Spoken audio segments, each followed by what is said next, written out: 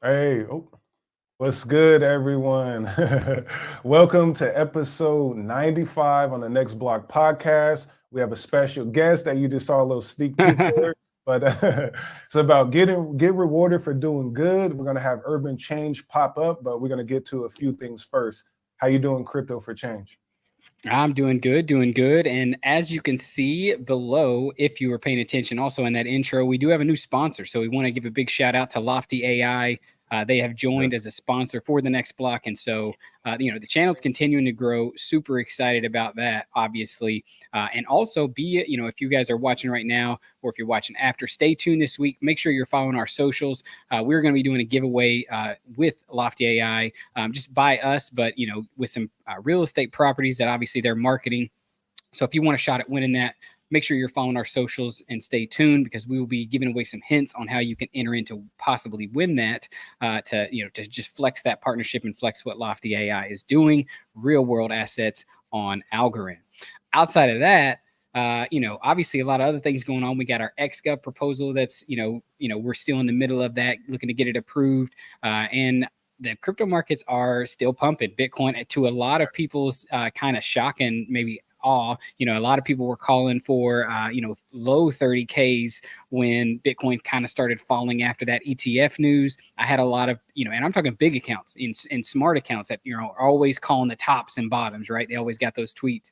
I think that's just because they call everything and then they go back and delete what was wrong. But nonetheless, we didn't go to the low 30Ks. So, all the bulls may be waiting for those low buys. You didn't get them in because Bitcoin now has shot up above its 618 fib retracement to kind of that golden pocket, right? Between, I think it's a little bit of a 52K to I think the top of it's like 58K. So right now, as I'm a trader, as I'm buying and I'm seeing, the market, I think that's our time to dance, right? That's when the music's playing. As long as Bitcoin is in that range for right now, I'm excited. I'm probably buying some alts. I'm, waiting for alt season. I'm obviously buying Bitcoin and maybe taking advantage of some gains there.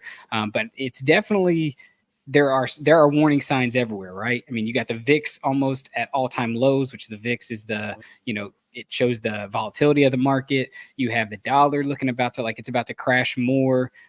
So risk assets are I would say on, but there is a storm still coming in 2024. So you really, don't get caught too much in the hype. Obviously, if you've been here in the bear market and you've been, buying the dips, you're probably up. Make sure to take profit. What are you seeing? Same thing, man. Bitcoin over 50,000. That's very positive for the whole community. But again, I would be cautious buying Bitcoin right now. People are still saying it could run up to 100,000. I'm still hearing those rumors. But let's go pull a little bit of these charts up and check out some of the other cryptos right now. All right, so what we got? Market cap is growing by 1.7%. Every time I see it over 2 trillion, I get excited. That's And positive. Bitcoin is over 1 trillion now. So it is, obviously 50% Right, of that entire market right there. And that's something it hasn't seen since the bull market. So that's where I'm saying we're seeing a lot of things, show that the bull market might be fully back in force. Ethereum almost at 3,000. So once Ethereum goes, you got Arbitrum, Optimism, Polygon, all the other L2s are ready to go. Very positive. Solana, even though after, last week we were talking about how it crashed a little bit, it's back in action. Everybody's loving it. We go hit number 7 days, VeChain, where all my vet people at. VeChain popping, Beam with the gaming. VeChain started running big today. Yeah, that's crazy. Yeah, I need to pay attention to VeChain more. Last 24 hours, again, VeChain, BitGet token. I'm not sure what BitGet is. Yeah, there's a lot. You still got C, which that's still one, heavily VC funded, I think, which is, probably some of that Stacks, Bitcoin kind of layer 2 type thing, Mantle, another layer 2 to Ethereum. So like you said, I think also if you look at the Bitcoin to Ethereum chart, Ethereum, that wedge, that bull flag, it's kind of been on for a while. I think over the last couple of years is about to come to a close. So I think there's very possible that, like I said, as long as Bitcoin behaves, it stays in that golden pocket right now. I think that we're in. I think you're definitely going to see a ETH season, right? ETH's going to break out hopefully to that and start taking some some of that dominance, some of that market share that Bitcoin's got. And like I said, we see a ETH season, alt season type thing start to blow up. And I did see someone make a tweet, and I think it's very important to say at this time. I think it's a little different right now. You're not going to see everything pump at the same time. So like, certain things, just like VET right now going on a tear. Don't be afraid to take profits on a big winner early, and then roll those profits into something else that's still lagging and not taking off. Maybe like an algo or an H bar or who knows what it is. Something. Yeah. And so you're not going to get this clear cut. I think just everything is up the same day. So if your coin's moving, pumping, take profits, wait for something else, looking for other opportunities. Cause I think that's more of what the kind of window we're in right now is every now and again, certain things are popping on their own.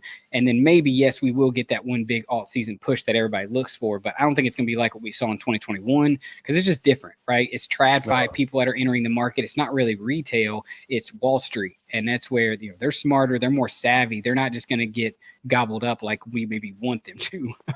I know, right? So before we invite our guest on, I'm going to pull this up for y'all. Our ex-gov proposal, make sure you put some votes in so we can continue to grow the show, build up the Algorand marketing, get more great guests on like UrbanChange and all the rest of them that have been on the show inside and outside of the ecosystem. We really appreciate y'all support on this one. And then let's get to it. Yeah. Go over here. So without further ado, let's bring Michael, the co-founder of UrbanChange, on the show. How's it going, Michael? Hey, everyone. Good to see you guys. Hey, how are you, man? Doing well, doing well. All right. Well, let's talk about UrbanChange. So, first off, kind of tell the audience a little bit about maybe yourself if you'd like, and then what got you into the crypto Web3 space and to create UrbanChange. Yeah, so my background for the past almost 9 years has been always in the social impact space. So starting with energy transition and electric vehicle charging, and then about 4 years ago, really starting more in the digital currency space. Always trying to figure out, what motivates people to do good, what motivates people to do things that are good for the environment, good for society, but also in a financially viable way. And so I joined Kolu about 4 years ago, really helping the company move into the United States market and work with different cities like Houston, Boston, Akron, and programs to reward people for doing things like shopping local and riding their bike to work. And really came across this concept of blockchain as a tool to make things much easier and reduce the barrier to entry so that not just municipalities can issue these types of programs that reward people for taking positive actions, but also other types of community organizations, universities, NGOs, who all have a lot of challenges with how do you actually, take an idea or a policy and convert it into tangible good. And that's what really sparked the start of UrbanChange, and taking this blockchain-based model that enables any community leader to start their own community, pick an initiative that they want to promote or a challenge that they want to promote, and then use incentives to truly get people to take those actions, which has been amazing. So really been exciting to work with the different types of communities and ecosystems. But yeah, that's a little bit just about my background and how we got here. Yeah. And what made you choose Algorand? Like, were you already, were you following Algorand before you decided to do this? Were you in the crypto space, or, what kind of pushed you in that direction?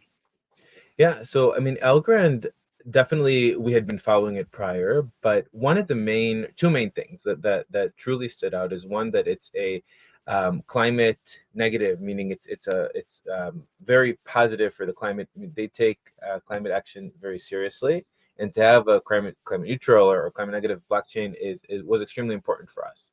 Number one. Number two, the community was very strong and excited about our initiative. And so we really wanted to join a like-minded community that has a long-term view, but also a short-term perspective in terms of seeing how we can actually get people excited about things today.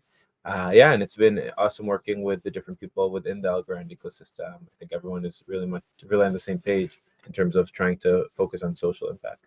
Yeah. I mean, I definitely remember I was talking to Sewell before the show started.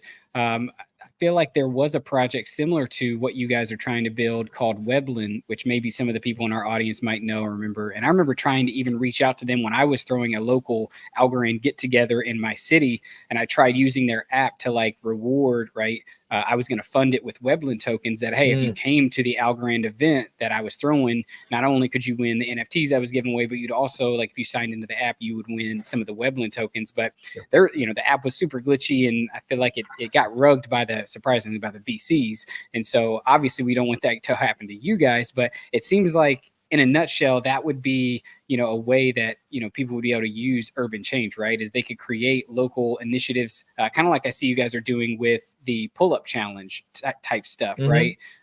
Recently with Algo Active. So I don't know, it's just really cool. And I'm definitely excited to learn more about what you guys, how it all works and plays out. So yeah, speaking of Algorand, can we talk more about, like, because definitely our audience loves to know how the technology is integrated. So what's Algorand's role with UrbanChange? Like, how is it working, and what is your partnership like? Yeah, so UrbanChange is built on the Algorand chain. So essentially, any transactions and any actions that happen and any movement of the financial element of the app is all within the rails of Algorand. So that's pretty much the main connection. Now, the ecosystem, of course, is a big supporter and player, but when you talk about the technology, that's pretty much how it works. I think at the end of the day, from an end user perspective, it's all about removing friction points. So for us, it's very exciting to be able to have projects where, the Algorand rails are very strong and supportive, that from the end user's perspective, for them, they shouldn't really care, right? It's from our perspective, because we know how helpful it is, how fast the transaction speed is, how relatively cheap it is and affordable from many perspectives. And so that's why for us, it's important on one hand to be very focused on the Algorand ecosystem, because behind the scenes, it's so critical. But from the end user perspective, it's actually making it as frictionless as possible, so that this can continue to be sustainable over time and transcend beyond just the early adopters of the blockchain, which again are super critical, but we're always looking ahead. One question I have, and I feel like, especially even with how Algorand's moving forward with the upcoming Decipher being very developer focused and actually helping, developers build sustainable businesses, I'm interested to know, how are you guys profitable, right? How do you actually generate income within your own system? Are you guys like a nonprofit? I mean, I know a lot of community type initiatives, especially in my city and many cities I've lived in, are nonprofit, and they get funding outside from donors and stuff like that. How do you guys actually earn income for the protocol and for the platform to continue building things out? Absolutely, it's a great question. From the blockchain perspective, we always talk about what are the right business models and how do you actually create a model that works in the long term. So the way we operate is that we work with different communities. The one that maybe you saw the announcement was in Poland, a city called Minsk Mazowiecki, right outside of Warsaw. And essentially the way it works is that when budgets are allocated and appropriated for initiatives within the protocol, so let's just give examples. If you want to reward people, if a city wants to reward people for walking 10,000 steps per day, which is what the city of Minsk Mazowiecki wants to do, people, for each time they take that action, they complete it, let's say they get one local coin, which is always worth $1. It's a stable coin. And so that coin is funded by the city.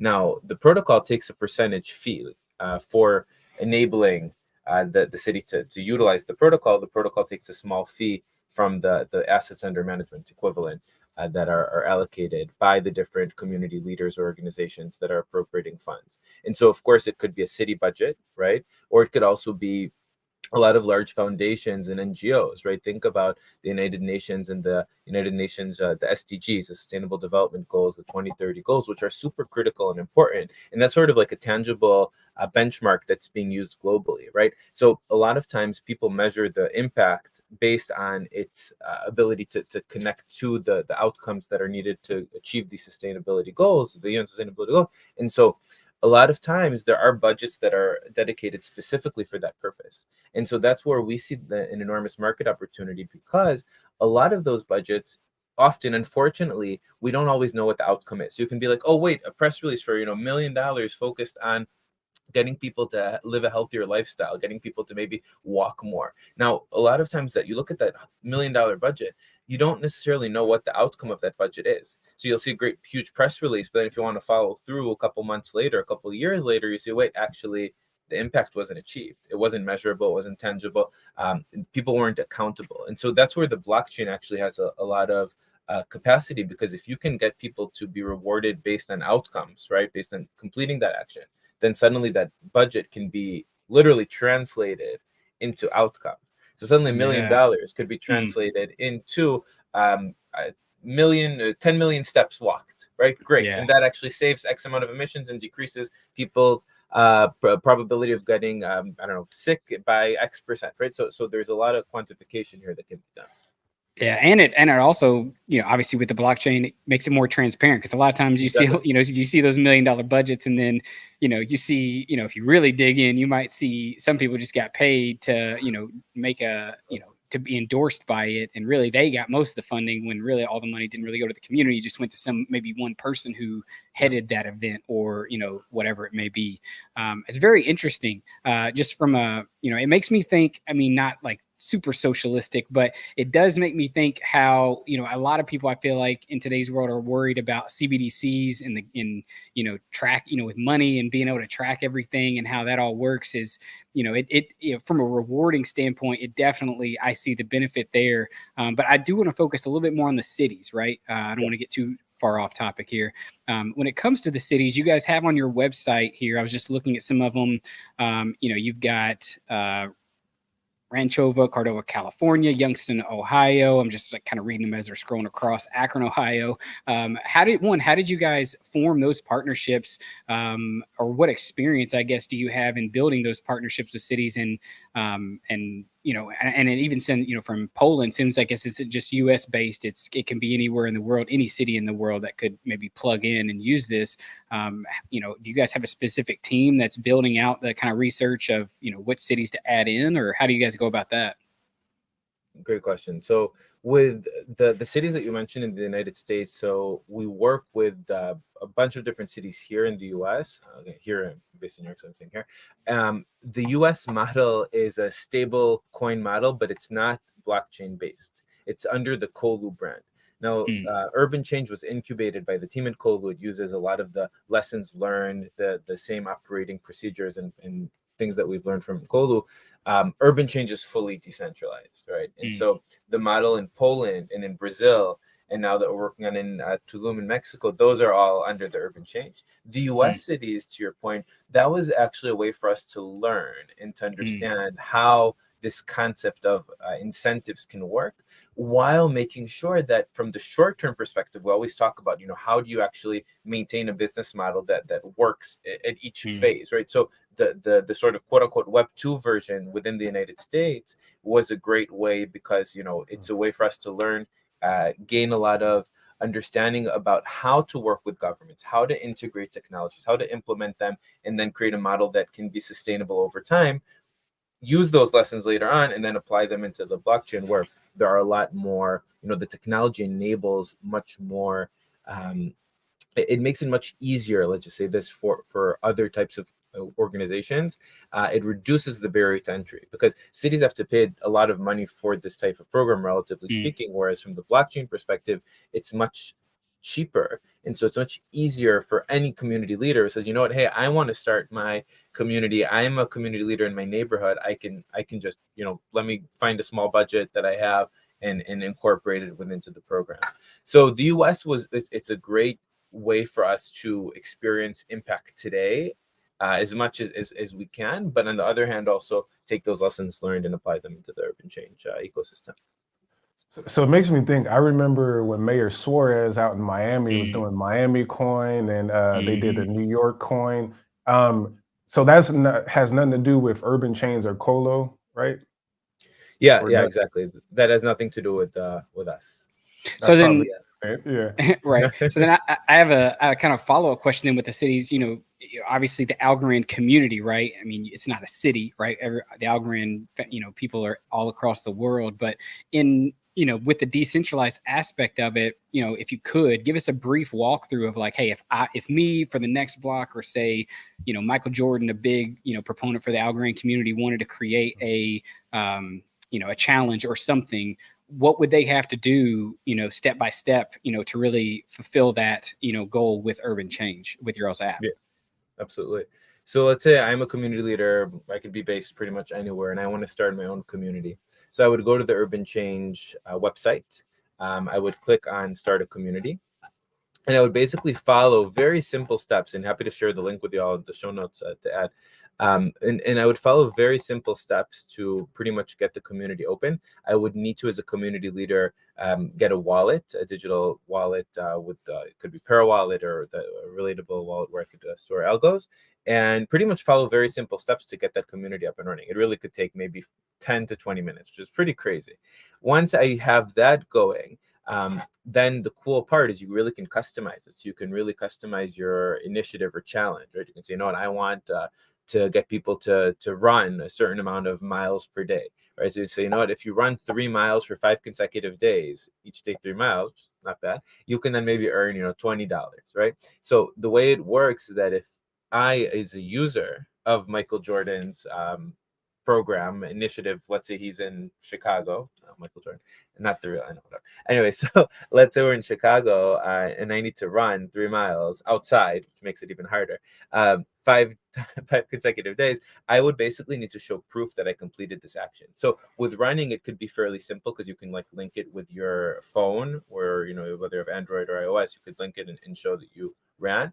And once I show the proof that I did that for 5 consecutive days, then I would get rewarded, right? Let's say this $20.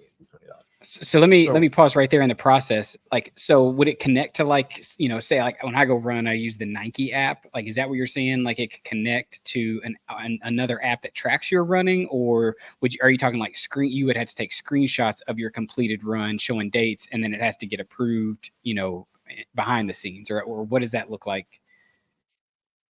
Right now, it's much more, it's the more rudimentary. So you would have to show your screenshots and show some proof that you did it like that. Over time, we're going to add more integrations. We're going to add more integrations with different apps, and we're also going to add AI, right? AI is actually going to be a huge game changer in the sense of being able to detect whether or not an action actually happened. And I think over time, that'll be more and more common, because with all these different deep fakes and the ways that AI can actually manipulate data, we can try to actually get to much more sort of close to the truth as possible. And I think that actually over time will be a very important value proposition for the work that we're doing, especially for cities and communities and individuals who want to actually make sure that actions happen. Yeah. And so right now with the rudimentary, the type of solution it is, so if they're uploading their screenshots of their run or whatever the challenge is, the person who started it, the community leader, would have to go in, verify, check off type, so like you're like managing your own thing. And then as you're checking them off, they're getting rewarded, in real time, I'm assuming on the blockchain, like, whatever the stable coin that you put into the contract would then just get sent out as you're clicking confirm. Exactly. So if let's say you're a community leader and now you saw that, great, I just posted that I ran 5 consecutive days over 3 miles, you would then approve it because you saw that what I posted was great, and then I would immediately get the 20 local coins, as I would call them. Now, the unique thing, by the way, about the local coins is that you can only use them at local businesses within your community, or at any business that the community leader decides, right? So what we think is very valuable is that there's this notion of having this closed loop economy. Now, why is that important? From a local city ecosystem, right? And this is something we learned, by the way, working with US cities, is that there's always this big need to help support local businesses. Why? Because, in today's world, you can go online. In the US, you have, the Amazons or the big box retailers, which are very easy and simple to use. But ultimately, who is affected by that? It's the local businesses, right? So part of the cool, unique secondary impact that this program can provide to cities and to communities is that it actually requires or sort of forces you to use these coins locally and not just, redeem them for a random gift card, and who knows where that money is going to go, right? So there's this unique element here. One thing that we're also trying to do now is also like you mentioned with the pull-ups and all that, there is a global urban change community that actually anyone listening can join today, regardless of where they live. It's kind of like a community that really we wanted to. Right now, today, not every community has its own local community. So we have people reaching out to us from all over the world saying, "Wait, how can we actually use urban change today?" So today, you can already download the app and start some of the cool challenges that are up there. One of them, I think, is like eating an apple a day, which is funny, so if you eat an Hey, apple I a got day, 4 track apples. your It's way. not 4 oranges, but I got 4 apples in the kitchen. So maybe I should hop on and test that one out. Yeah. And so we've been seeing people actually it changes habits and it creates a Yeah. behavioral change. And if you eat an apple every day because of the reward, you'll continue hopefully eating an apple a day. And we all know the benefits there. Yeah. That's interesting. It kind of makes me think, you see, well, we're going to take an ad break after I make this statement, but it kind of makes me think of, if you go into a Lululemon or an Athleta or some of these big companies and they all have their sponsors or their people who are like they're across the world, like a Peloton, right? They got all those riders who do the coaches and who do that stuff. Kind of makes it seem similar to something like that. But we're going to take a quick ad break, Michael, and then we're going to come back and we're going to continue talking about urban change and what you guys got building.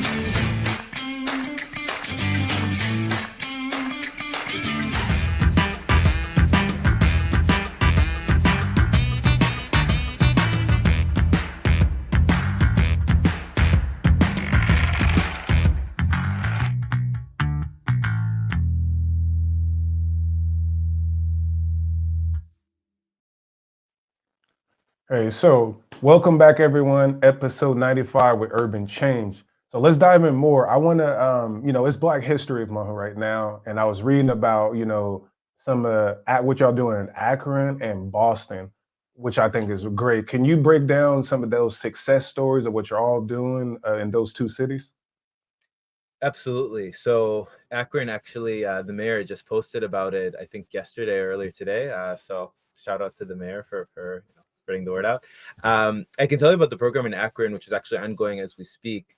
So, being Black History Month, the city wanted to support its local Black-owned businesses. And so the cool thing is that we always talk about awareness being a key point, right? Like every day we have our own day-to-day lives and our own habits and our own routines, and we'll get maybe our coffee from Starbucks and we'll get our whatever lunch at the Sweet Green and or whatever it is, right? But if you have other sort of behavioral interventions and things that come up, right, that can change your behavior, and you say, oh wait, it is Black History Month, and maybe now I'll get a small reward or additional bonus for shopping at a local business that can change my behavior. And maybe now instead of getting this, coffee at my regular Dunkin' Donuts, whatever, I'll get it at a Black-owned business because now it's Black History Month. Now, the cool thing, and I think the more important thing, is actually looking at this from the long term. So you said, great, this is awareness for the month, but we actually ideally want people to change their habits in the long run. Mm-hmm. So what we've seen is that because of the incentives, people end up shopping more at those businesses, even once the incentives are not there anymore.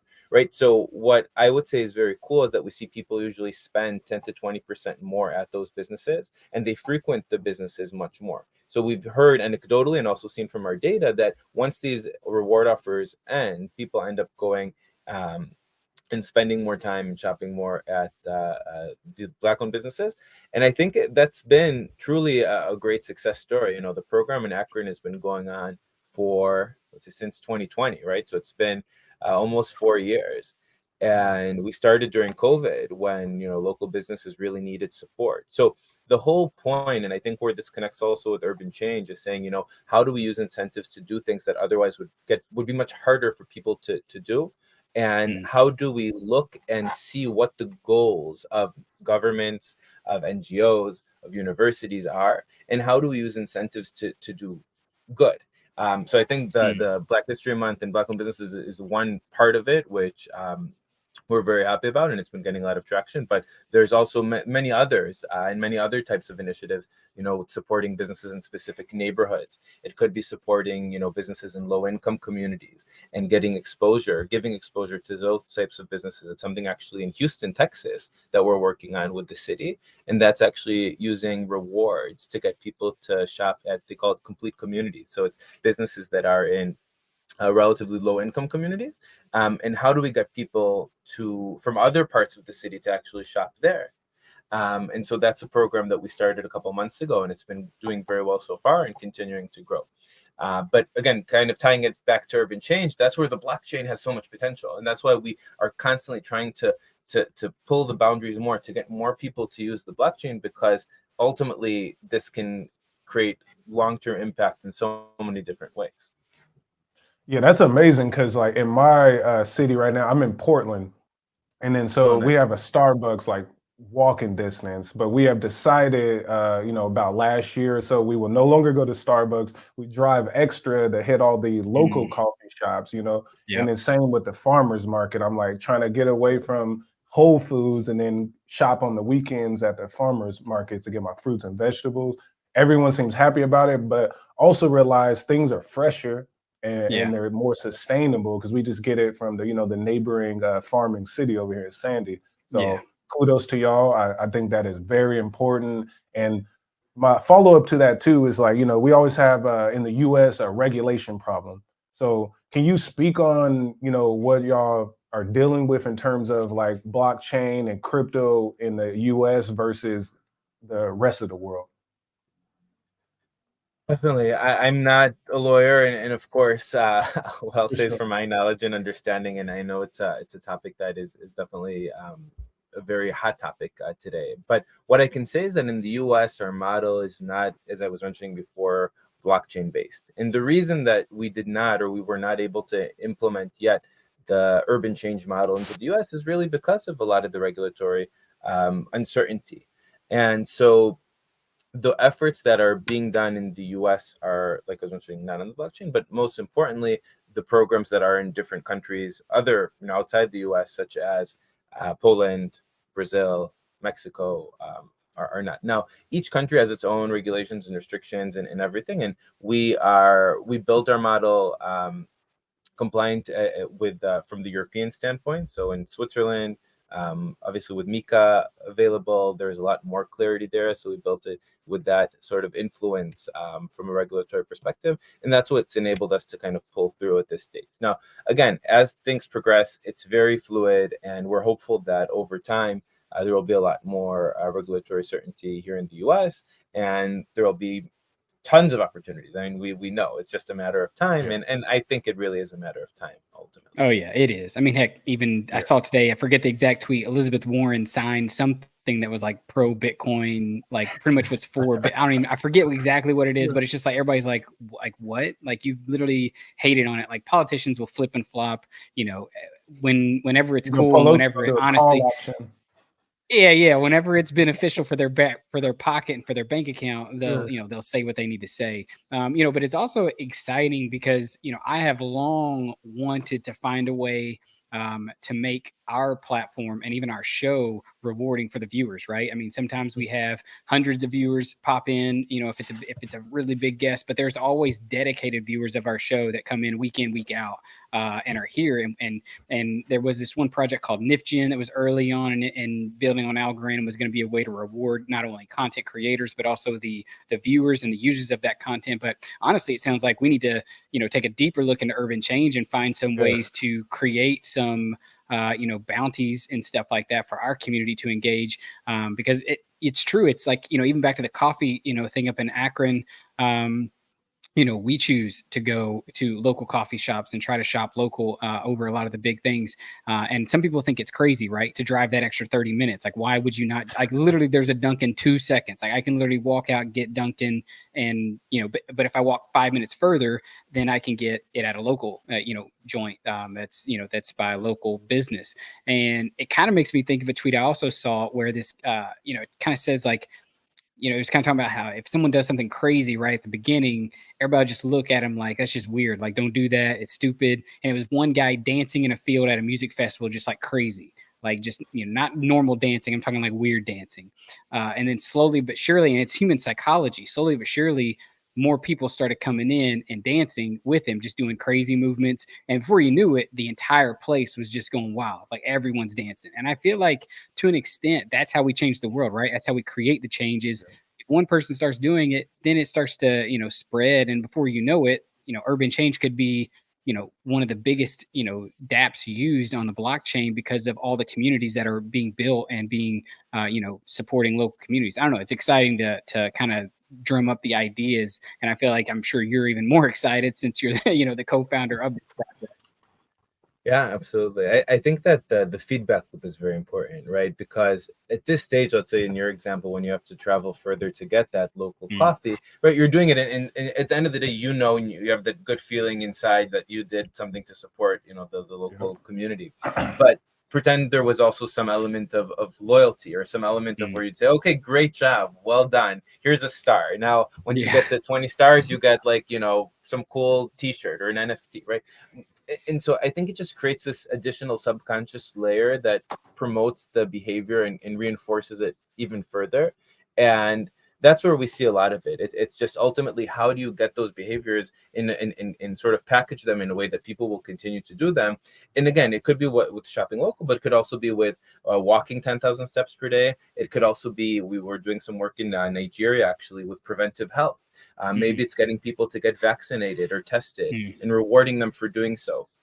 Could be for education, right? Maybe someone can take a 4-hour course, pass an exam, and get over 80% correct, and then they'll get some sort of reward. So there are really a lot of different angles to look at it from, and different entities that have budgets that are looking to achieve results. And especially in today's age where you have AI and you have all these different tools that make things actually, it makes it a little bit different, right? Because if I'm an individual, right, what does it mean for me to write a paragraph now? It's a little bit different than it was before. And what does learning mean, right? What does education in general, right? So perhaps there are opportunities moving forward, especially with newer generations, to look at the educational component, to look at different skills and tools in a new post-AI world that actually will get them to take these actions and really do it all the way, where you can't like cheat around. Not that it's cheating, but that just you have to kind of really learn skills and apply them in a way that is very critical. And it makes me think of like in schools and whatnot, like this needs to get implemented in high schools and colleges with all their like student groups, and that would, I think, encourage more people to tap in. Absolutely. I do have a question. So something I see on the website, you can earn and redeem your U coins, and I see some Algorands on there, some crazy goose flots. Can you speak on those type of partnerships in this digital realm? What can these coins be redeemed for? Yeah. So in the UrbanChange global community, and that's like I was saying earlier, where anyone who's listening can actually right now download the UrbanChange app, join, add their email, and join the community. essentially you'll see different types of initiatives. One of them is eat an apple a day. One of them is just pass like a very like simple answer a few simple questions. Another one is with public transit, right? So you'll see the different types of initiatives that are available, kind of like bounties, and you'll earn local coins. Now, each local coin or each UrbanChange coin is always worth $1 US, right? So, and sorry, by the way, one of the ones that you'll see there also is the pull-ups, which is the one that we were talking about before, right? So now let's take the pull-ups as an example. If you take, if you post a video or a picture of you doing pull-ups, I want to see the exact amount. Oh, just one to start. You will actually be able to earn 3 local coins. Now, the interesting thing is once you earn these 3 local coins, which are, it's a limited time, so pretty much should act fast. So you can get rich. It's yeah, I'm like, it's pretty. I should go do it after. But then you have others like eating an apple a day, answering a survey, taking public transportation, whatever. Now you earn these local coins. Now, what you'll see on the app is you'll be able to claim them. You'll be able to get the local coin, and then once you get them, you'll be able to pay with them. So once you claim your coin, you'll be able to earn it, and then you can very easily pay. And what's interesting with the UrbanChange global community is that right now you can use them to buy NFTs from the Algorand ecosystem. So you have, Algo Knitter, you have Gully, you have Crazy Goose Flock, and a bunch of other cool ones. And so the interesting thing is because right now it's a global community, we can't say, oh, you can only use it to buy to get your coffee at a local business. But what's a local business if you can be in any country virtually in the world? So the NFTs are a good way to circumvent that and actually say, okay, here are prizes that actually are valuable to people wherever they are. So we've been getting a lot of great feedback. We're going to have a lot of cool new initiatives going on where people will be able to showcase their talent, people will be able to showcase their moves, and a lot of fun stuff happening. But definitely recommend checking it out right now. I was laughing because when you were saying it earlier, the 4 apples a day or an apple a day or whatever, I'm just thinking like, who has the job to go in and look at the pictures of eating apples and approving that? Is that you? I mean, obviously, I would imagine it's somebody else, but yeah. Yeah, we have a couple of people on the team that are reviewing. They've seen funny pictures, and some people, take it like they've seen very funny stuff. Yeah, I can imagine. I can imagine. Yeah, but it's fun. People can get creative. So can we hit this question? I know you kind of touched on it already from Bar Therapy Magazine. Thank you for writing. How does UrbanChange get paid to deliver rewards to users when incentives don't add monetary value back? Is it sustainable? Mm-hmm. Good question. So we always look at the outcomes and what are the outcomes that are being created. UrbanChange is the protocol or the platform that enables these initiatives to happen. Ultimately, the funding derives from different sources who are looking to achieve a certain outcome. Now, that outcome it means different things for different people based on the different goals that each entity has, right? And what I mean by that is saying, if there is an organization, let's say an insurance company, right, that wants people to be more healthy because healthier lifestyles decreases their probability of going to the doctor and reduce costs. So great. That insurance company would basically say, okay, here, I'm going to fund a part of this reward offer, right? Or I'm going to fund the initiative that'll get people to walk 10,000 steps per day. But then you could look at it on the other hand, it could be a university, or it could be a school system where the school system says, okay, our goal is to get, X amount of students to pass an exam or to get X amount of skills in order to perhaps get jobs. So maybe it's they should get coding skills so they can now get jobs coding for the whole next generation of AI platforms. Great. We want that goal. So we're willing to pay an extra amount instead of our marketing budget, right, to achieve that goal. And so we really can see that, again, historically, we've seen a lot coming from economic development and local governments, right, who want to get people, who have budgets to get people to promote the local economy. That comes back with taxpayer dollars. But ultimately, the outcome, the quantifiable outcome, is what different entities want to pay for. And last one that I should always mention is transportation is a huge one, right? Our own, carbon footprint by driving our vehicle alone is much higher than either taking public transportation or carpooling or taking, micro mobility or micro transit. And so we also see that being a huge outcome that can be generated because a significant amount of the emissions that each individual comes from transportation, right? So how do you actually do that? And so we have a lot of entities that would be willing to pay for those outcomes as well. Definitely makes sense. That's great. Crypto for Change. I know we slowly got closed out. You have any more questions, or also Michael, throw that out to you. Anything else you would like to share?